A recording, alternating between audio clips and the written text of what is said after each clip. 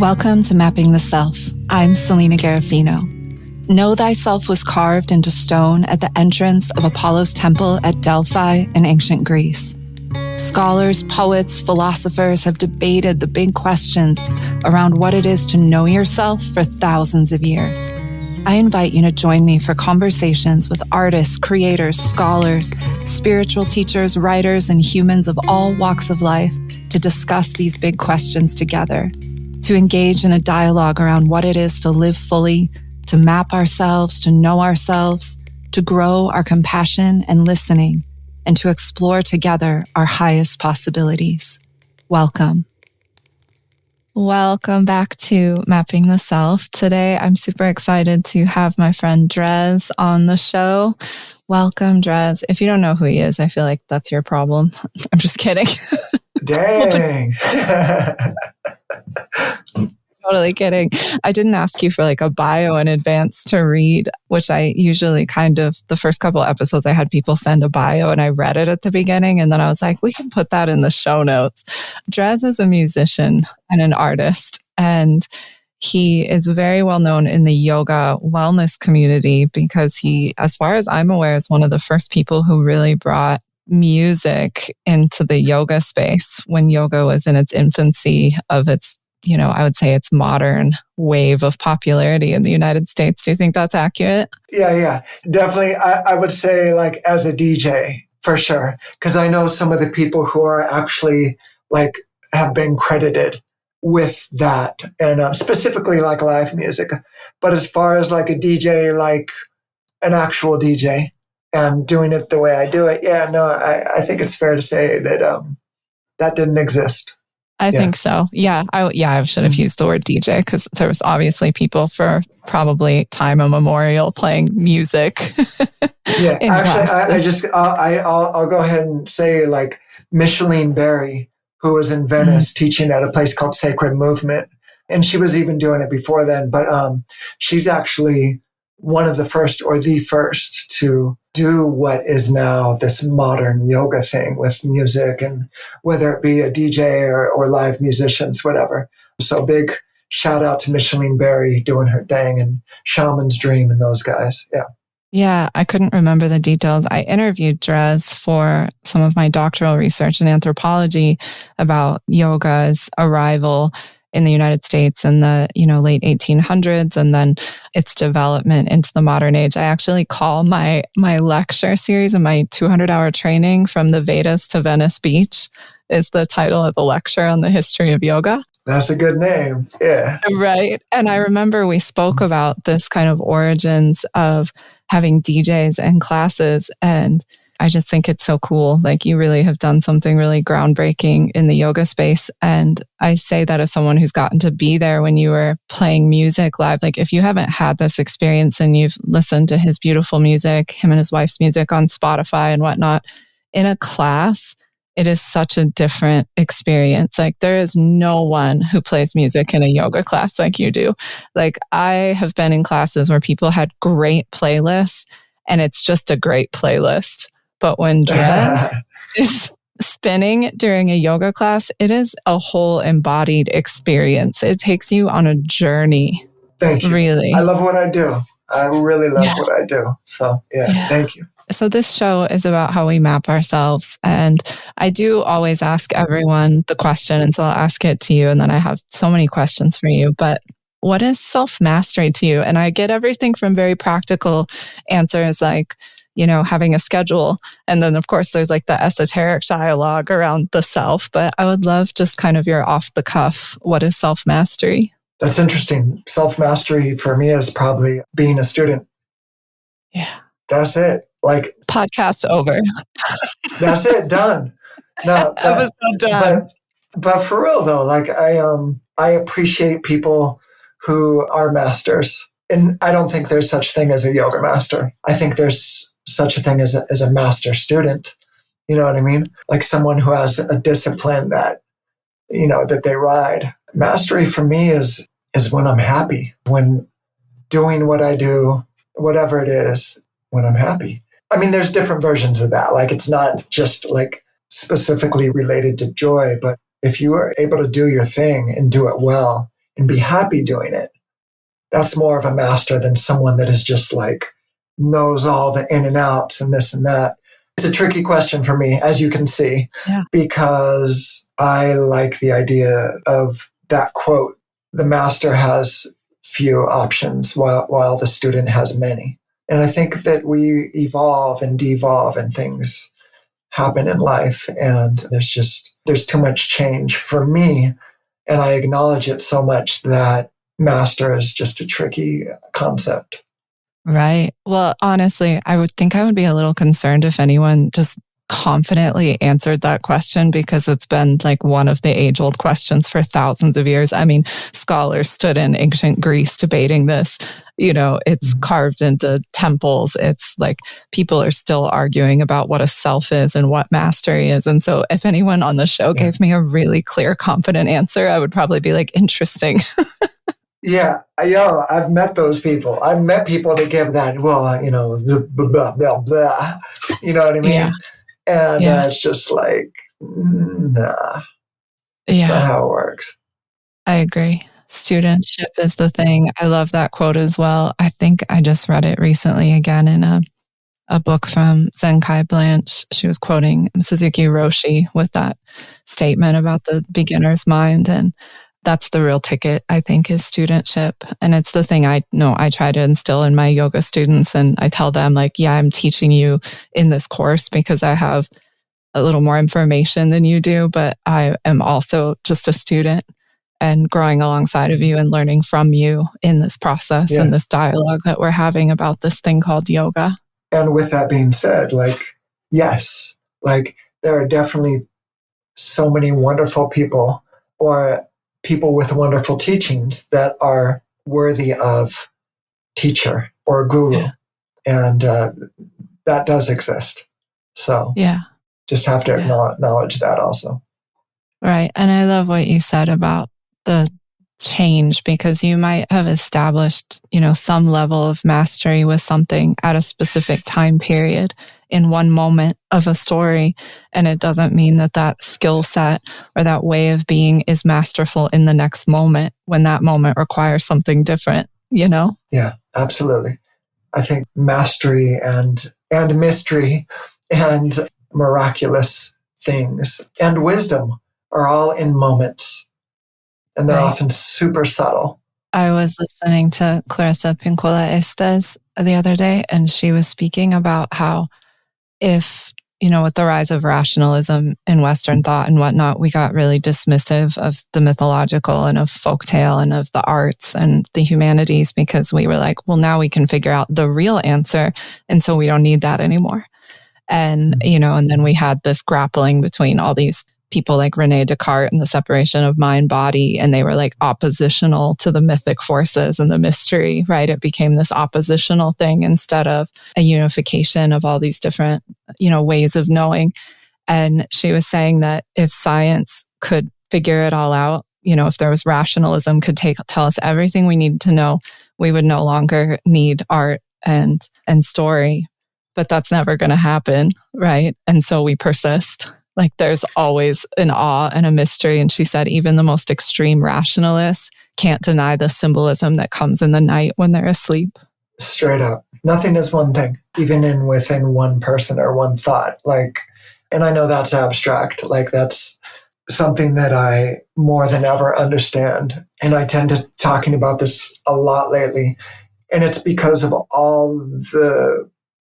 I feel like I'm having more understanding just about a whole lot of life and questions and things that are unseen, but also just the basic stuff that we see going on on this planet. But is that something that I'm thinking about and observing and talking about is just acknowledging that we made it all up, all of it, straight up, from the most deepest, wonderful things to, we made it up. And I really appreciate mystical stuff. And I have a relationship with the unseen. And that just is what it is. So I'm learning from that. And just looking also into science, whatever that means, is just we made it all up. Like, I can't say it enough, like literally everything. And here's the thing. My point about saying that I'm into like mystic stuff and the unseen is that I also very much acknowledge the very obvious, real things. I don't live in the flighty area. I'm grounded. You have 2 feet solidly on the ground. You're a very grounded person, in my experience being around you. But like your presence is very... You do, but you do that from a grounded place. And I think that's a real gift. Like, you're not so off into the mystical and the esoteric that you can't, do the things that need to be done in your life, to be a father, to be a husband, to be, a friend, to be like, you're on the ground, and you can bring that experience in, which is very evident to anyone who's been in the room when you play music. Thank you. I appreciate that. And with that being said, I think I'm so far off is why I'm grounded. And what I'm saying is, when I say we made it all up, is I like to acknowledge that, and it works, and it's real. We made all this shit up, even the dumb shit, like all that, and it's real.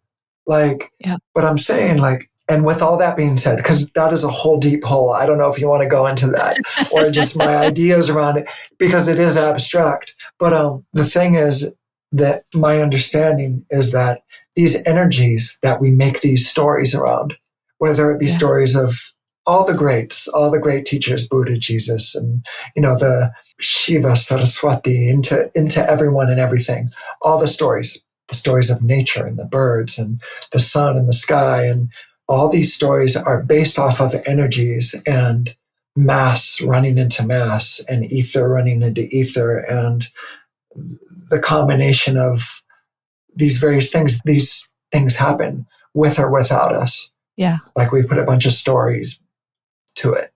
Yeah. It takes a human heart to create meaning. Yeah. It's so deep. It's so deep and so abstract and far beyond comprehension. Like, I look off into outer space, and I'm wondering if I'm out there looking at myself. I think there's something about light and reflection and all this stuff that, and mind you, like, I'm just figuring this stuff out myself, but I think there's something to it. I really believe in the felt experience. And I also believe in learning, from others. And anyway, sorry, I didn't even mean to jump in that hole. But no, I loved it. And you touched on something really important that I teach my mythology students and my folklore students, which is that without the feeling self, it's nothing, because anyone can start to memorize the symbolism, like the hawk, the eagle means this, that, and start to connect it to a million other things, like everything's one. Oh, that's connected to the tree of life. Oh, that's connected to this myth from this country. That's easy, but it won't feed you. It won't nourish you. And that's not the bone knowing that's in the stories. It's not the bone knowing that's in the symbolism or in an experience in great nature or the mystical things you're speaking about or in the stories of these gods and whatnot. Memorizing it, being able to analyze it like that without the feeling self, it's nothing. And it's not nourishing, and it will die. The reason they persist is because it speaks to something so unspeakable in us, something that, I love that Sanskrit term, neti neti, not this, not that, because it's undescribable. Oh, nice. Right? Yeah, you can't describe it, so you can say what it isn't.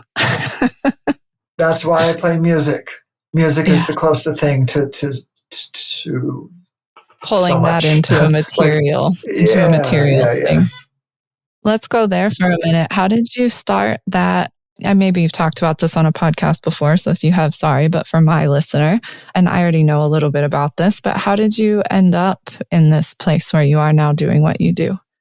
Like, what's a little bit of that story that brought you to this creative incarnation you're in now? Yeah. I think living life, just living the awkward life experience and having all the stuff that happens. My dad died when I was 10.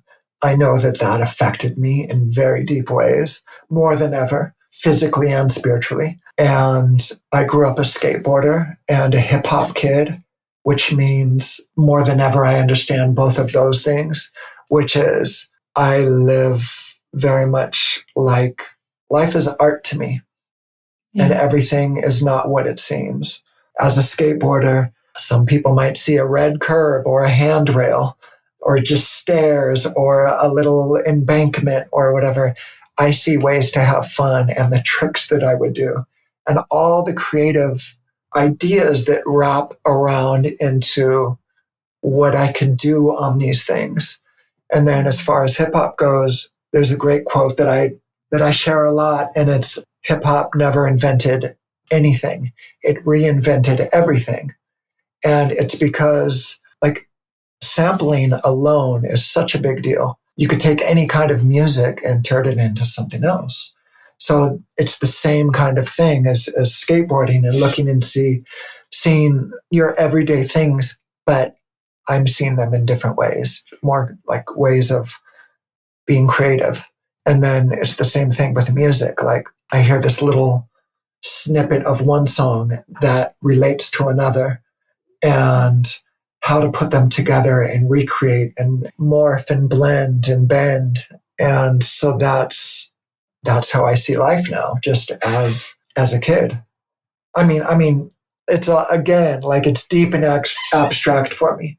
Everything is just so, the options are many with so many different things.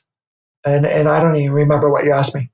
It's okay. I'll remind you, but you articulated something really beautiful. I read this quote from Catherine Tennis recently in one of her Zen Buddhist books, and she was talking about how when we get older and we start limiting everything and we think we know and we get uncertainty, that we stop asking what is it and being the one who doesn't know, and we become the one who knows. And so you're sitting with a little kid and they're eating, and the spoon is a spaceship, and the spoon is an automobile, and the spoon is a train, and the spoon is a bird. And the adult's like, that's for soup, it's for eating. And they limit the whole world in that way. And so to me, what you're speaking about is being in the not knowing, looking at everything and saying, what is this? Instead of, I know what that is. It's a handrail. Like, no, it could be lots of things. And opening up your vision in an expansive way that opens up your experience in an expansive way. So I think you articulated it beautifully. Like you said life is art, and then you explained how to make everything art, which is open the vision and quit being the knower. Is what I got out of what you just said. Yeah. Thank you for translating. Yeah, thank you. I think you articulated it beautifully. Yeah.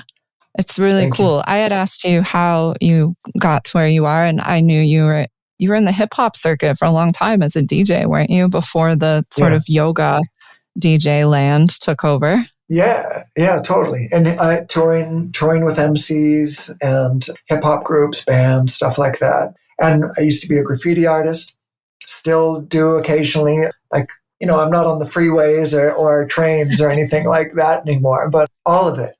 Breakdancing, grooving, freestyling, all that. Like that's still a big aspect of my life, and it's what inspires me. And I never considered what I've done with yoga as stepping away from hip hop. That's the thing about hip hop. It's open for expansion, and it is a culture. It's not just a music that you hear people talk about commercially on the TV or radio. What hip hop actually is so much more than that.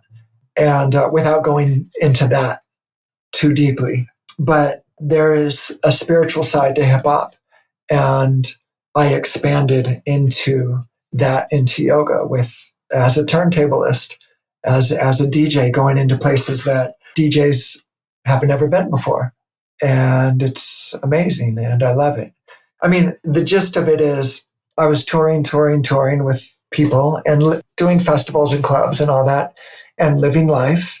And I was also looking for balance and a mind-body discipline. And I didn't know what that was. I had stopped skateboarding because I broke my neck in 1990. And, I kept skateboarding for like another 2 years. And so around 1992, I stopped, and music took over my life. It was already part of my life, but then it took over, and I stopped skateboarding because of another injury. I was like, okay, I'm going to heal myself. During that time, music took over. So I'm living life, and I'm a spiritual person and making music, but because of certain injuries and whatnot, I wasn't dancing as much. I was still active, but I didn't have a regular thing. So 8-9 years later, after I stopped skateboarding, I started practicing yoga because I had pain from the broken neck. I couldn't sleep on my side, for instance. And if I did, I would wake up in so much pain in my neck and shoulders. So I knew that I needed something.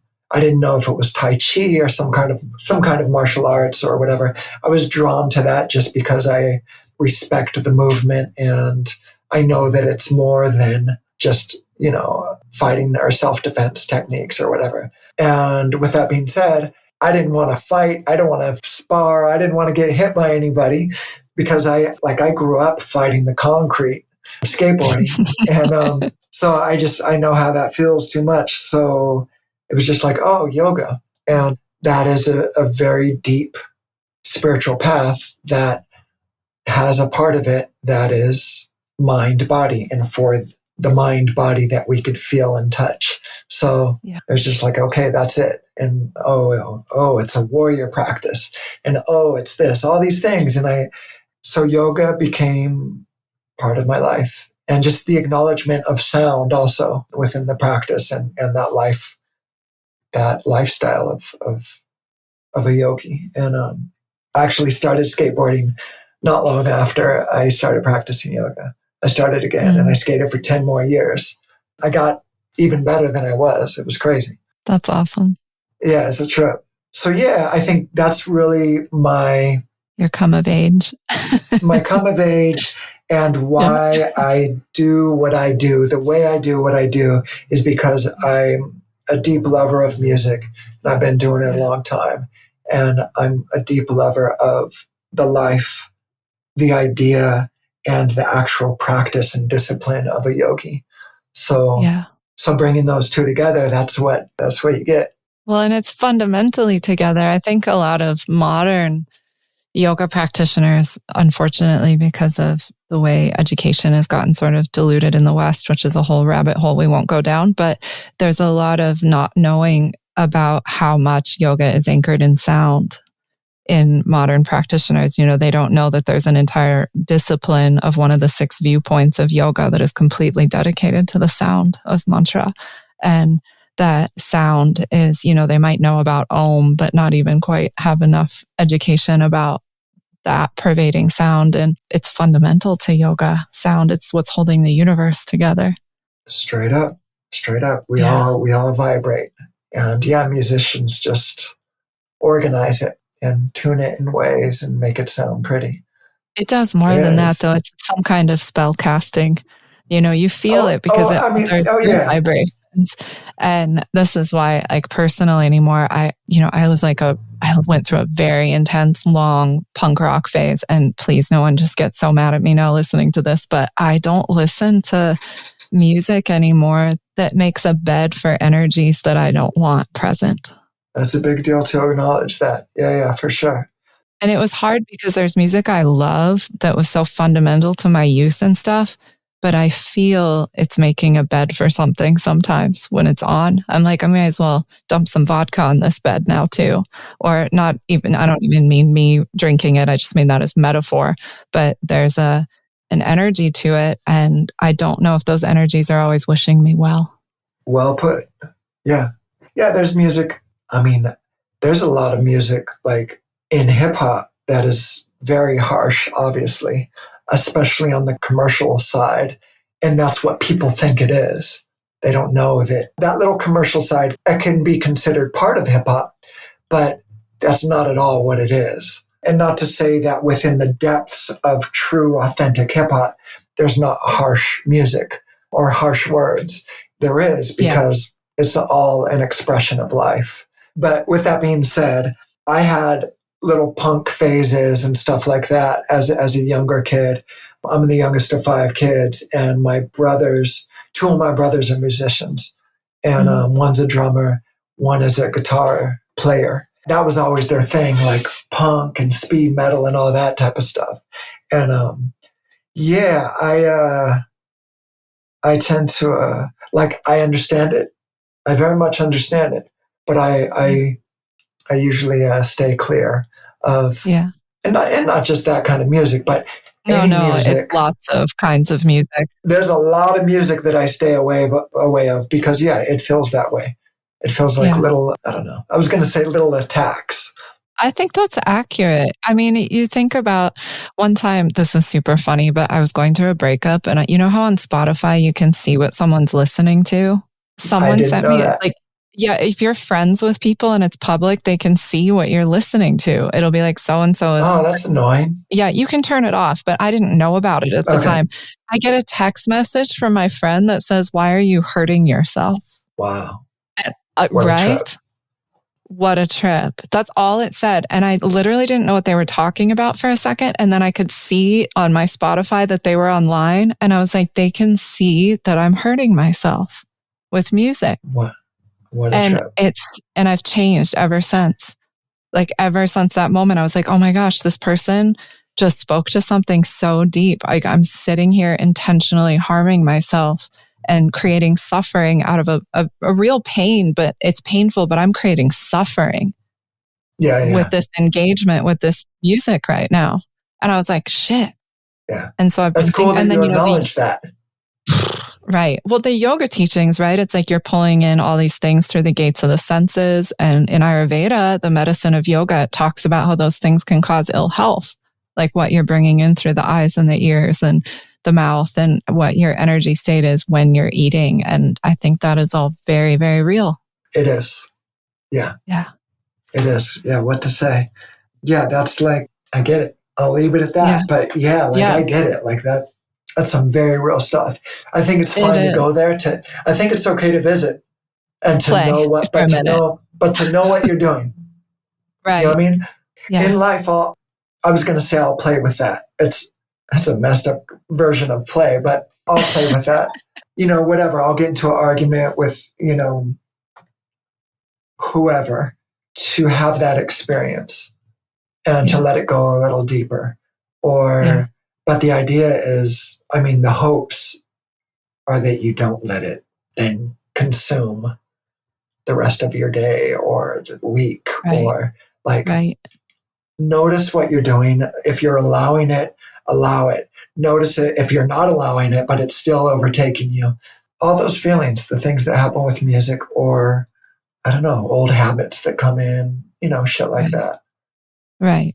Because it's not about denying that I have no tolerance for spiritual bypassing anymore in my life. Like I just have no tolerance for that, or pretending that yoga is about rainbows and glitter. And because it's not, it's shadow work and it's an excavation of, the afflictions, the kleshas, and it's an investigation of the mind. And it's, yes, there's moments we feel bliss and there's beautiful unifying experiences, but that's one piece of it. Like we're also promised Kali's yoga of every human experience, from revelry to rage to deep pain to sorrow, and that we're meant to, I love in some of the Tantra lineages, they say that we are experiencing consciousness undergoing an experience of itself, that it's self-fractalized because it wanted to have a multiplicity of experience rather than the experience of the oneness, with the deep irony being now we all were pursuing is oneness, right? And the gods in the mythology split it. I have to acknowledge this because I know exactly what you just said, but I was listening to myself listen. And I know a lot of different kinds of people and who would hear what you just said and would have been lost a long time ago. Oh, okay. So slow it down and rein it in. No. No, I'm not saying that at all. I'm appreciating the way you worded it because I know exactly what you're saying. Okay, and, I'm going to leave it then. No further explanation. No. Pause, rewind, write it down, and think about it. No, it's great. I'm regularly observing the observer as well. And I wonder how many times can I do that? And I don't think it's necessary to observe the observer observing the observer. You know what I mean?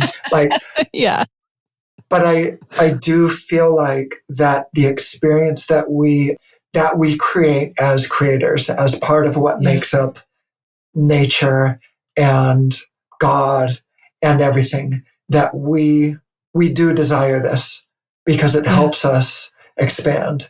And to create and understand is one of our, some of our main functions, but it's fundamental. It's fundamental and it's pleasurable. It is. Scary, and it's also a big question mark, and it's full of wonder. Yeah. One of the explanations, so I know the word bhakti gets used a lot in Western yoga to refer to a lot of different things, and I'm not going to go down that road because we'd be here for 3 hours, but the Sanskrit word bhakti, one of the definitions of that is to split something. And it's the sliver in between. And now some of you who are just like, but it's devotion, and are having a little tizzy inside already. It's the sliver in between because the difference counts. And no one loves a mirror. And the love, the gods splitting themselves in that mythos so that they could experience multiplicity and difference is what allows for the experience of love. It's the bridge between and the gap and the space, Yeah. And so, like so many of the mantras are, that's what it is. Yeah. Again, that's the play that we do in life as humans, and that would still exist without us being here. Exactly. Yeah. And has before us and after us and however many, different ways this has showed up. And not being too abstract, but the waiting and yearning to bloom. If you're a seed or a whatever, or the yearning for rain or wind or whatever brings the pollens and all the things that make us sneeze. It all exists without us. Yeah. That's why it's so abstract. And that's why we make stories. It's a trip without going too far into this. Yeah, but complexity is nourishing. So I hope anyone who's listening is just like, let yourself get lost in it. You are the mythic ground. You are the soil in which ideas and things bloom and create and have meaning. And so it's going to land differently tomorrow, let it be what it is. Yeah. I got to say, complexity is so nourishing. It is. Yeah. Yeah. I got to say this too. And one of the biggest things that separates us from the rest of nature is that we make shit up. We tell stories about things that are not true, and we live by them. Yeah. You know what I mean? That's also some dumb shit. You know what I mean? It really is. We make up and live in fear about things that don't exist. Things that just won't happen, or things that are not, the percentage is not big enough to live in fear about. Exactly. And we make up so many things about reasons why not to like one another. We make up things to the point where we don't allow ourselves to be majestic like so much of the rest of nature, which is that's a big deal. We're certain about so many things. That's something else that I don't remember. I don't know if it's a quote from somebody or whatever, but certainty is more danger than ignorance. I've heard that somewhere. And I think it was me. I said that to you because Douglas Brooks teaches that, my yoga teacher. I'm having a flashback of us sitting on the patio at Blue Spirit because Douglas Brooks teaches that. That's from Dr. Douglas Brooks. But that's that's very real. It's very real. And crazy dangerous. Yeah. People are certain about all their holy wars and reasons to hate and they're certain about white supremacy. They're certain about racism. They're certain about LGBTQ people. They're certain about and it's limits your world. Every crystallization and every certainty limits your world in such profound ways. And like you said, it limits your own majesty. It limits your relational capacity. It limits what we as a collective are capable of. It limits art. It limits scientific knowing because that has always been anchored in curiosity, not in to prove the whole premise of rational science and empiricism, that kind of inquiry was to prove yourself wrong, not to prove yourself right. Mm-hmm. And that's not what we do as a society right now. Everyone's looking for evidence to back up what they believe, not to prove themselves wrong. Right. Yeah, that's beautiful. Yeah. The more I observe myself and things around me, the more I understand. And mind you, this is something that I know that is said and has been said and will always be said. But the more I know I don't know. And I understand that more than ever. And I understand it in a beautiful way where there's so much wonder and beauty around understanding that it is all so much, I was about to say so much deeper and all that, but that's not what it is. There's something so special about all the observations, self and outward, understanding there is, I'm trying to find it. And I think the only thing that's coming up is limitless or infinite, in that, a lot of the religious books talk about being made in God's image. And what I see in life, that is the universe with a bunch of little universes within it. And that's what we are. So if the universe is infinite, or if it's a multiverse, whatever, that is still infinite. Like I was talking to this dude from NASA, like he actually works for NASA, talking about, I wish I could remember what it was, but how we have names for all of these hundreds and hundreds of suns, and that we could actually see that there are planets orbiting these suns. Yeah. Hundreds of suns with planet. And mind you, that's just what they've seen. It's like 400 or something like that. Yeah. But imagine how many we can't see. Right. And our makeup is based off of that. Yeah, it's the spinning of an atom. It's the little quarks and stuff spinning inside of the smallest things. It's all that same little cyclical thing replicated in nature. It's holographic. It goes out, and smaller. It's crazy. Smaller.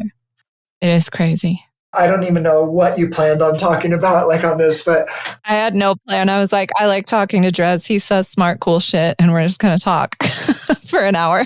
Cool. Okay, cool. Because I think it's amazing that we have this capacity that we don't understand, and that we question, and that we manifest. And I just think it's really cool, and it is really deep, and it is, it's special. So special. Yeah, like we're part of what makes. Yeah, we're not separate from anything. Like, anyway. My Katona teacher, Naveen Mishan, always says, the founder of Katona Yoga, she always says, you are a sphere unto yourself, but never forget that the sum is always greater than its parts. So you are also part of the larger sphere. So there's like, speaking to that idea of like, you're your own little sphere, but, or to put it in Taoist terms, like you're the stone fruit. So you have your pit, that everything in great nature has to deal with temperature and seasonality and all of these things. And in that regard, we're all the same. And then we have our fleshy uniqueness around it, but then we're all connected to the great Tai Chi, to the tree, right? That has the above and the below. So you're still part of, even when you're experiencing your own little microcosm. And you spoke to something and all of that about the certainty as well, which is just that you're trading. I wrote this in a poem the other day. I'm paraphrasing myself because I can't remember what it said, but trading are being the one who knows for being humbled by awe. Like just switching into awe. I read a quote somewhere the other day, actually from a Judeo-Christian pastor, that said that offense is always paired with a lack of humility. Like when you're in humility, you're not easily offended. And I have been sitting on that for a few days because I'm like, oh, that's deep. That's cool. I love all that. Like that's... Yeah. I'm with you though. The older I'm getting, I'm slowly embracing like turning into an old woman, even though I'm only 41, but I'm like excited about that elderhood that I feel blossoming already in my life now in a way that was never there 2 years ago even. Like I'm just settling into my bones and into not knowing, like you were saying, and I think some of that has come from how much pain I've been in the last couple of years because, and I've had plenty of pain in my life, lost spouses and surgeries and all kinds of things that people can't even imagine that I don't talk about publicly a lot. But this pain has been different. And there's a humbling in that pain that I know you understand of like what really matters when stuff is stripped away. Like, how can I still create? How can I still be part of? How much awe can I find in this day that it's going to push back against the pain with 1 pound of beauty more than the pain. So if there's 1,000 pounds of pain and despair today, how can I find 1,001 pounds of beauty? Because that 1 pound is all it takes to make it through the day again. In a sweet way of like, but I'm still here and I'm still breathing, even though it hurts. That's one of the things that I talk about people with yoga is just like, it's not something that's going to heal you or make your life 100% better. It might be 3%, 7%, it might be a very low percentage, but it's enough.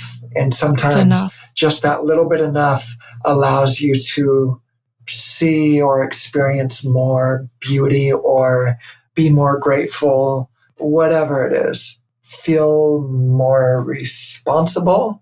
Like maybe things aren't just happening to you, but that, and not to say that thing of, oh, you're drawing it all to you. Not a karma thing.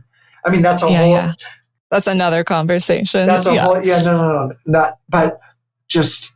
But like, what's your role in the thing? How are you interacting with it, right? How are you interacting with it? Because that makes a big difference. That is something so big with yoga is just the teaching. Yeah. What I've gotten anyway. Yeah. Yoga has taught me to be responsible. Yeah. And I'm very aware when I'm not being responsible, for the most part. Sometimes I'm not that. Sometimes I let my just dumb. Yeah. I'm a dumb boy sometimes. I call it my rebellious teenage self that I occasionally seem to let out of the gate. I'm like, and then later in the day, I'm like, what were we rebelling against today? Because we were rebelling. Why? What were we rebelling against? Yeah, for sure. Yeah. Yeah, I think I'm purposely stepping away and I guess by saying what I'm about to say, I'm also stepping into it, but stepping away from the depths of pain that we can both talk about. And I just don't know that this is the right time. And what I'm talking about, whoever's listening, is the broken bones and bodies and losing people and chronic headaches and all that type of shit. I just don't feel like going into that right now. Well, that would be, we need a 2-hour more of podcast and I'm going to need some tissues. And I got a badass headache right now. Yeah, well, we're going to wrap up in a couple minutes so that you can tend to your headache. And I don't know if you could hear this, but my stomach has been growling like the whole time. And I didn't hear it. It's almost snack time. No, like, and I'm not trying to get off. I'm just for our listeners, Drez and I both have had stomach problems, so we're a good pair. Yeah. We also share a birthday. Spinal issues, a birthday. That's right. Spinal issues, a birthday. That's right. And stomach problems. 12. Well, I'm not going to keep you too much longer because I like to keep them about an hour. I feel like I don't know. I know people listen to 2-hour podcasts, but I don't. So I'm like, okay, I've had enough of this conversation. So I think an hour max is good. And we'll just plan on doing this again in a few months or in a year. We'll just reconnect. But, I just want to say, I told you I teach mythology and I teach these embodied yoga myth seminars and stuff. And I was explaining to them recently because someone was like disparaged. I feel like there's a lot of shaming about pain and illness and stuff in the wellness world nowadays. And it's really interesting to me because it's not in yoga. Like Ashravakra was like bent in 8 places. And like we have all these sages and stuff that suffered greatly. And this is in the myth too. Like it's all, even the Apostle Paul, he wrote about the like thorn in his side of the horrific physical pain he had. And we have shamans who were ill, and yet somehow the modern wellness world now is preaching that you should be pain-free. Like people say to me about my pain, like, aren't you a yoga teacher? As if that would stop you from experiencing life pain. And I've been explaining to my students, like in myth, people with these dysfunctions or differently abled and stuff dominate as spiritual teacher in the folklore and in the mythos. And yoga isn't promising us a way out of pain. There's no spiritual tradition whose goal is happiness, but they do teach us what are all the teachings about? How do you deal with the pain of life and still find joy? How do you learn to be equanimous and peaceful even when? And, so it's a real shift, right? To not get caught up in the modern spiritual jargon that it's supposed to be glitter coming out of your butt. when you do it, and that you would stop having pain and that nothing's going to go wrong in your life. That's why I think people quit practicing. They get disappointed and they think it's not working because they're not manifesting 7 figures and a perfect partner from whatever, right. Yeah. you know?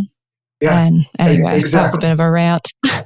No, but that is all something that should be a regular conversation forever, because that is the real experience. I'm very much like, I'm an upful person. I work on having a good attitude and I work on seeing the beauty. There's effort behind it. And I'm not a good vibes only. I'm not going to wear a good vibes only t-shirt. I'm not going to play only the most feel good, upful music ever for anything. Like, I'll have versions of that and whatnot, but it's, I like to reflect life with my art. And I like to acknowledge the balance that it takes for all of this to exist. And I acknowledge that with the way I live, hopefully, and through music. And like, this should always be talked about. Right. It should be part of any It takes real tremendous effort. Like you just said, you have to effort to find the beauty. It is tremendous and lifelong effort to find the generosity, the buoyancy, and the beauty of the moment, even when it sucks. It's not a denying of the thing. It's like one eye on the facts of the matter and one eye on the wise hope of like that goodness prevails and that there is still generosity and goodness in the moment. It's like one eye in each direction and holding the line of that. It's not that you have to be like, that's not real. I'm not in pain. It's not that, but it's like still that effort. And you're right. It's lifelong. It's lifelong. Yeah. I think you're doing it. Oh, thank you. Well put. Maybe that's a good place to wrap us up. Do you have anything upcoming that the people should know about? I'm always making music. And I always appreciate it when you listen, whatever streaming service like it does. That's a very real thing for me. Like, that is how I pay rent and things like that. So, I really appreciate those who listen and those who are about to listen. I make all kinds of music and I will continue to do so. So find me, and I'm on Instagram and stuff like that. And him and his wife lead beautiful. You can see, you guys can't see the video. I can see her in the backdrop right now. Not her person, but a painting. They lead yoga classes together it's Sundays, right? Sunday mornings. You guys do a live stream. We stepped away for a little Just while. kidding. Yeah. You can't do yoga with them, but you might be able to in the future. Okay. We stepped away because we're going to be traveling. So showing up to actual, countries and states and places. But find us on Instagram or our websites, and practice with us in our living room when possible. Thank you for remembering that. Yeah, always. Well, you guys can head over to the show notes to find information about how to find Drez. And if you haven't listened yet, I hope that's the very next thing that you do when you turn off this podcast. Drez, thank you so much.